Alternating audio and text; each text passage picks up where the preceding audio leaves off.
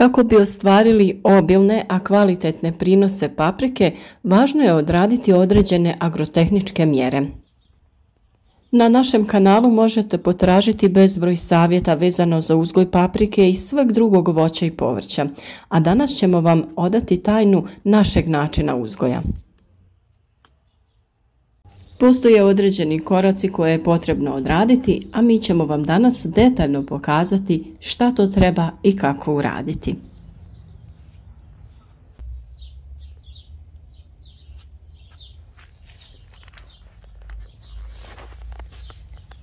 Kao što vidite, naše paprike lijepo napreduju i došlo je vrijeme da obavimo neke radnje što se tiče oblikovanja stabljike. Danas ćemo vam pokazati kako vodimo papriku na 2 grane, a nešto kasnije ćemo reći kako to možete raditi na 3 grane. Prvo što je potrebno uraditi jeste ukloniti sve ove zaperke. Oni se nalaze iznad lista, a ispod plodova. I oni su višak zato što uzimaju hranu i onda vam plodovi budu sitni, a imate previše plodova na ovim zapercima. Ovo bi sve cvjetalo i dobili bi puno plodova koji bi ostali sitni. Zato to uklanjamo laganim pokretom u stranu da ne pravimo rane na stabljici.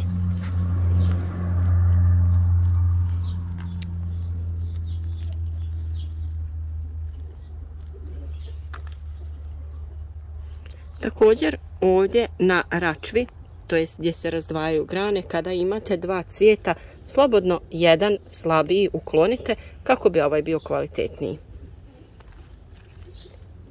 Od samog dna stabljike potrebno je ukloniti sve zaperke. Kada su otprilike 2 do 3 cm veličine, ne treba dozvoliti da rastu previše. Sada dolazimo do dijela gdje odvajamo grane. Paprike većinom krenu same na 2 grane ili bude tu još 3. grana koju uklonimo. Tada svaku granu također usmjeravamo da ide na jednu ovu račvu.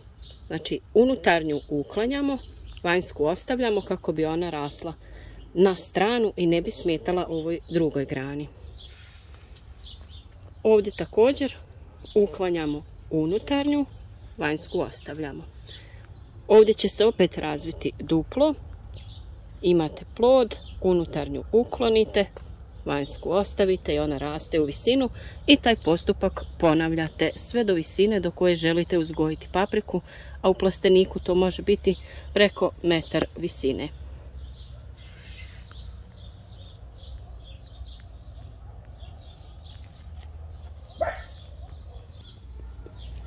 Kada paprike uzgajamo pod folijom, ispod se stavlja crijevo kap po kap za navodnjavanje i tu imamo ove otvore koje je bitno zatvoriti sa zemljom kako vrući zrak ispod folije ne bi izlazio i pritom oštetio ili spalio ove donje listove na paprici. Kada paprika bude nešto veća i prvi plodovi sazore, tada ćemo ove listove ukloniti kako bi biljka imala dovoljno zraka i kako bi bile manje šanse da se razvije neko oboljenje.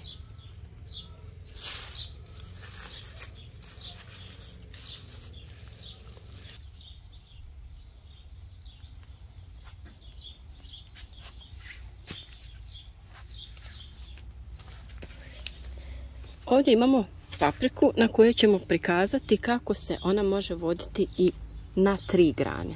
Znači ona je sama razvila 3 grane i mi ćemo sada da ih oblikujemo. Kao i kod prvog primjera, ukloniti ćemo prvo sve ove zaperke.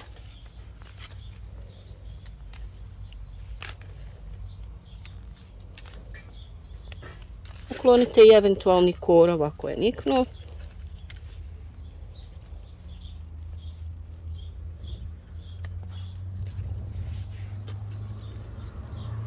Ovdje opet imamo 2 ploda, manji ćemo ukloniti, kao i ovdje.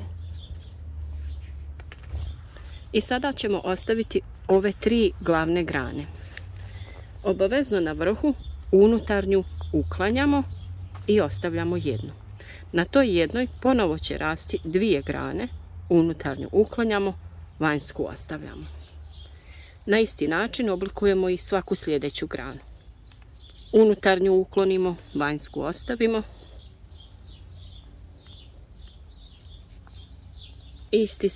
Isto radimo na ovoj strani. I tako će se one širiti prema van, a mi ćemo ih zavezati na način da one tako stoje i ne smetaju jedna drugoj.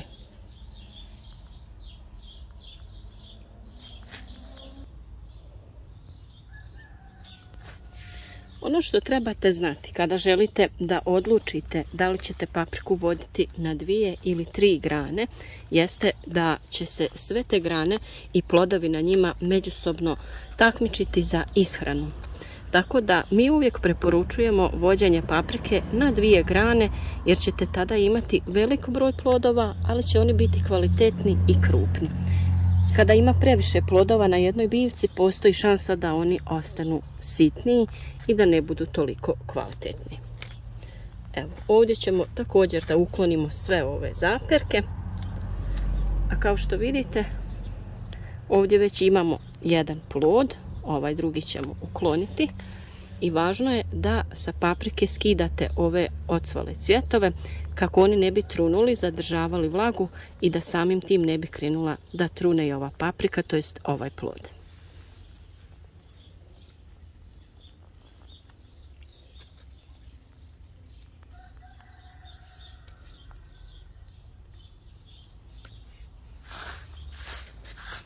Sada ćemo prijeći na postupak vezanja i pokazati kako je najlakše zavezati papriku. Kada se radi o vezanju paprike, bitno je uzeti duplu špagu, to jest duplu visinu, te ju predvostručiti i lagano kroz omču provući ovu špagu. To radite gdje se počinju račvati grane paprike kako bi ona bila stabilnija, a ne pri samom dnu kod folije. Nemojte previše zatezati, tek toliko da je stabilna kako se ne bi urezala špaga kako paprika raste. Razdvojite tada špagu na 2 strane i svaku špagu zavežite oko jedne grane, lagano omotavajući.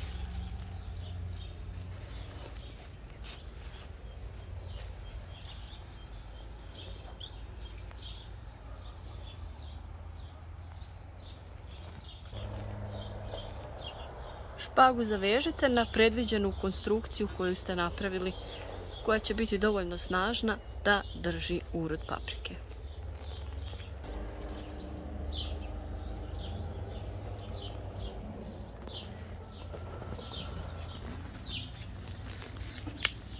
Kao što vidite, špage idu u smjeru u kojem idu i ove grane i samo ćete lagano, pazeći na listove kako paprika raste, omotavati je dalje oko špage.